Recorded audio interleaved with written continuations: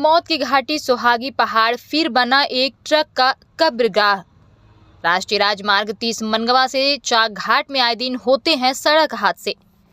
UP के truck क्रमांक 1788 की सड़क हादसे में मौत। कमिश्नर रीवा संभाग बाबू सिंह जामौत के 18 करोड़ की राशि सैंक्शन का अभी बनाया था प्रस्ताव। बड़ा सवाल, जब पिछले जांच पर ही कार्यवाही नहीं तो आखिर नए प्रस्ताव की राशि किस किस के जेब में जाएगी। दिनांक 6 दिसंबर 2024 रीवा मध्य प्रदेश से इलाहाबाद जाने वाले मनगवा से चाकघाट राष्ट्रीय राजमार्ग 30 में मौत की घाटी सुहागी पहाड़ में डेड पॉइंट के पास एक बार पुनः भीषण सड़क हादसा हुआ है, जहां एक ट्रक की दुर्घटना में मौत हो गई है। ट्रक की रखवाली करने वाले लोगों ने बताया कि उतार ज्यादा होने के कारण ब्रेक फेल होने से ट्रक दुर्घटनाग्रस्त हो गया।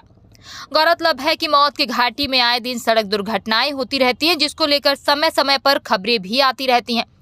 सामाजिकन एवं आरटीआई एक्टिविस्ट शिवानंद द्विवेदी ने मामले को उच्च स्तर पर उठाया था, जिसको लेकर कलेक्टर रीवा द्वारा मजिस्ट्रियल जांच भी कराई गई थी, जिसकी जांच रिपोर्ट कागजों में दफन हो गई।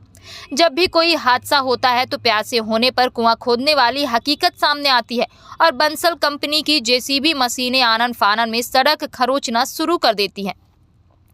अब एक बार पुनः पिछले दिनों कमिश्नर रीवा संभाग बाबू सिंह जामौद ने 18 करोड़ रुपए की राशि स्वीकृत करने का प्रस्ताव रखा है, जहां पुनः सुहागी घाटी में कई निर्माण कार्यों को कराया जाना है। बड़ा सवाल यह है कि दनादन टोल टैक्स वसूलने वाली बंसल पाथवेज कंपनी के पिछले कार्यों की ही जांच और कार्यवाही नहीं हुई, तब भला आगे के 18 करोड़ का क्या होगा, भगवान ही मालिक है। जानकारों का कहना है कि अब यह नया स्वीकृत होने वाला 18 करोड़ किन किन की जेब में जाएगा और कौन कौन अधिकारी, ठेकेदार और नेता मिलकर खाएंगे, यह आने वाला समय बताएगा। फिलहाल तो सड़क हादसे में कोई कमी दिखती नजर नहीं आ रही है। सुहागी पहाड़ में हुए एक नए हादसे पर देखिए हमारी यह ग्राउंड रिपोर्ट। आज 6 दिसंबर 2024 से एक बार पुनः अभी पिछले हफ्ते की बात है, याद होगा आपको कि हम यहाँ पे आए थे और एक इसी तरह से ट्रक पलटा हुआ था, उसमें दाल भरी हुई थी और जिस तरह से वो लोकेशन था जहाँ वो पलटा हुआ था, ठीक इसी जगह पे वो ट्रक पलटा हुआ था। आज 6 दिसंबर लगभग मान के चलिए कि 2 हफ्ते का समय व्यतीत हो गया होगा और आज हम पुनः यहाँ पे आए और देख रहे हैं कि एक ट्रक यूपी का एक ट्रक है 1788 करके इसका कुछ नंबर है, ये पुनः पलटा हुआ है, इसमें गिट्टी भरी हुई थी।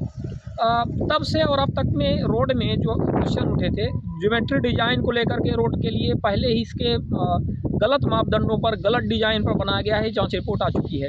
जो एक बार पुनः इसमें उभार आ गया था, दब करके नाली नुमा आकृति बन गई थी और बीच बीच में जो उभार आ गया था, उस चीज़ को लेकर के हमने देखा तो यहाँ पे कुछ खरोंच करके जेसीबी से इन्होंने सुधार करने का प्रयास किया था, लेकिन वो अपर्याप्त था। एक बार पुनः खराब डिजाइन, खराब गुणवत्ता, रोड में जो रोड का इंक्लिनेशन है उसकी कम होने की ज़्यादा होने की वजह से यहाँ पर पुनः एक्सीडेंट हुआ है और ये बहुत दुर्भाग्यपूर्ण है। यहाँ पर संभाग आयुक्त ने भी एक मीटिंग ली थी कुछ दिन पहले और 18 करोड़ के आसपास इसके लिए बजट पेश हुआ है, जिसमें रोड के सुधार और बहुत सारी बातें की गई हैं।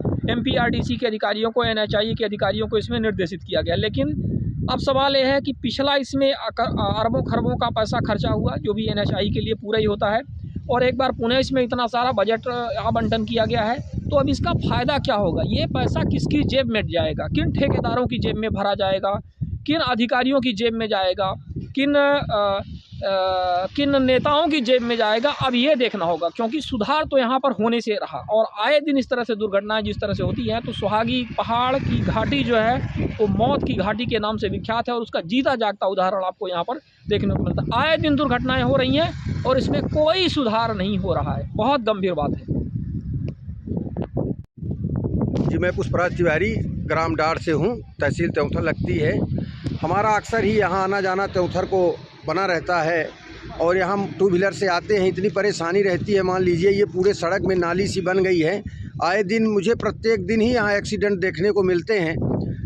कई बार न्यूज़ पर मीडिया के माध्यम से लोगों ने हमारा इंटरव्यू भी लिया है और मैं भी कई बार शिकायतें कर चुका हूँ, लेकिन यहाँ कोई भी कार्रवाई नहीं होती है, इस रोड में कोई सुधार नहीं हो रहा है। इसलिए निवेदन है कि इसमें प्रशासन ध्यान दे और इस सड़क की गुणवत्ता पर ध्यान दे और जो भ्रष्टाचार हुआ है इसकी जांच हो और इसमें सुधार हो, ताकि आम आदमी के लिए रास्ता सही सुलभ उपलब्ध हो।